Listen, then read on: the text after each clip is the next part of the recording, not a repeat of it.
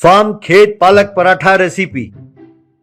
एक गांव में एक ढाबा था। उस ढाबे का मालिक था कमलेश। कमलेश और उसकी पत्नी मिलकर वो ढाबा चलाते थे। उनका घर भी ढाबे के पीछे ही था। वो अपने घर पर बकरियां, मुर्गियां और एक पानी की टंकी में मछलियां भी पालते थे और पास वाले खेत में कई किस्म की सब्जियां और पालक उगाते थे।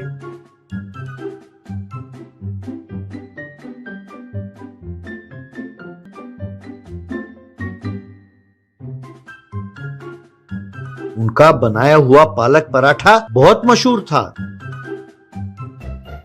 इसके साथ साथ उनका बनाया हुआ मटन, चिकन और मछली की सब्जियां बहुत मशहूर थीं। बड़े बड़े लोग आकर वहां खाते थे। उन ग्राहकों में बड़े बड़े डॉक्टर, इंजीनियर, पुलिस अफसर, राजनेता सब थे। उस गांव में एक धनवान था। उसका नाम था आशुतोष। वो उस गांव का सरपंच था। वो बहुत बड़ा बेईमान था। सरकार जो गांव के उन्नति के लिए पैसे देती, आशुतोष उन पैसों को अपने घर में ही छिपा कर रख देता था। इतना ही नहीं, वो गरीबों की जमीन पर कब्जा कर लेता था। वो नकली कागजात दिखाकर गरीबों से और किसानों से उनकी जमीन छीन लेता था।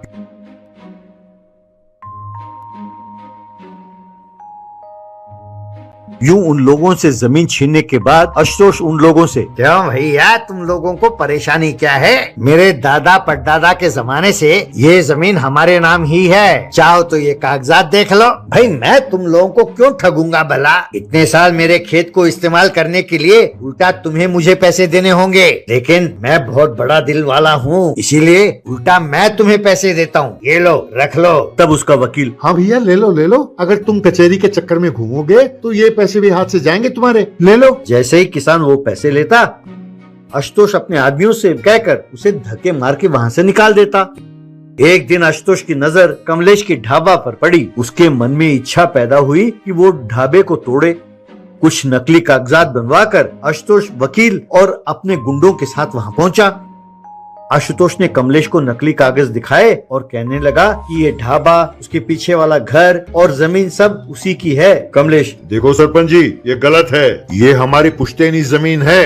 लगता है कि आपकी नजर मेरे ढाबा पर पड़ गई है। हम गरीब हैं, हम आपसे विनती करते हैं, आप हमें बख्श दें। तब वकील, अरे बख्शने की क्या बात है? अरे बख्शना कुछ नहीं होता है। अगर चाहो तो अदालत में जाकर इसके खिलाफ केस दर्ज कर दो। केस तुम जरूर जीतोगे, लेकिन पता नहीं इसमें कितने साल लग जाएं। कहकर हंसने लगा। तब आशुतोष, कमलेश, तुम सिर्फ ये ढाबा नहीं, तुम्हें ये गांव छोड़कर जाना होगा। अब ये ढाबा मैं चलाऊंगा। इस गांव में तुम और कहीं ढाबा नहीं चला सकते, कहकर उसे धमकी दी। इस तरह मायूस होकर कमलेश और उसकी पत्नी को वो ढाबा बंद करके गांव छोड़कर जाना पड़ा। इस तरह वो शहर पहुंचे और कचहरी के सामने एक ठेले पर पालक पराठा और पालक की सब्जी बनाकर बेचने लगे।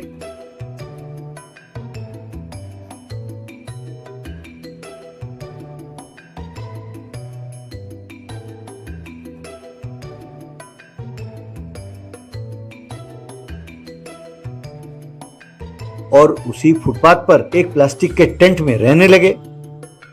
एक दिन कोर्ट में काम करने वाला एक आदमी कमलेश के पास आया और कहने लगा, या कमलेश, आज जज साहब के घर से उनके खाने का डब्बा नहीं आया, जरा तुम अपने पराठे पैक करके देना। कमलेश ने उसे पराठे पैक करके दिए।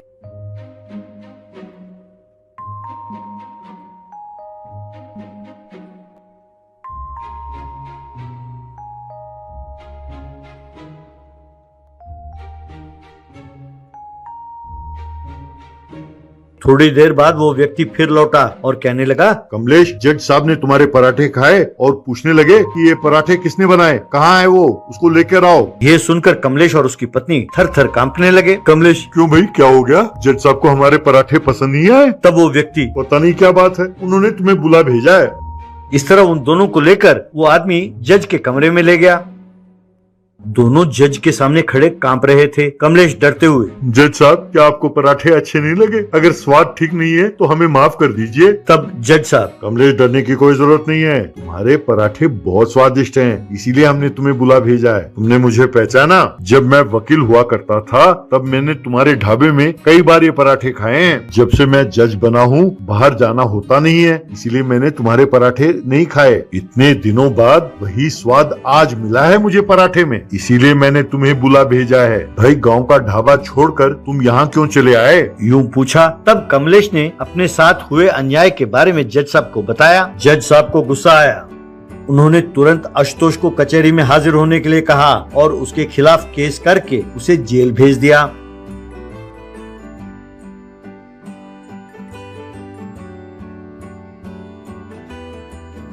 तब कमलेश अपने गांव लौटा और अपना ढाबा चलाते हुए खुशी खुशी रहने लगा।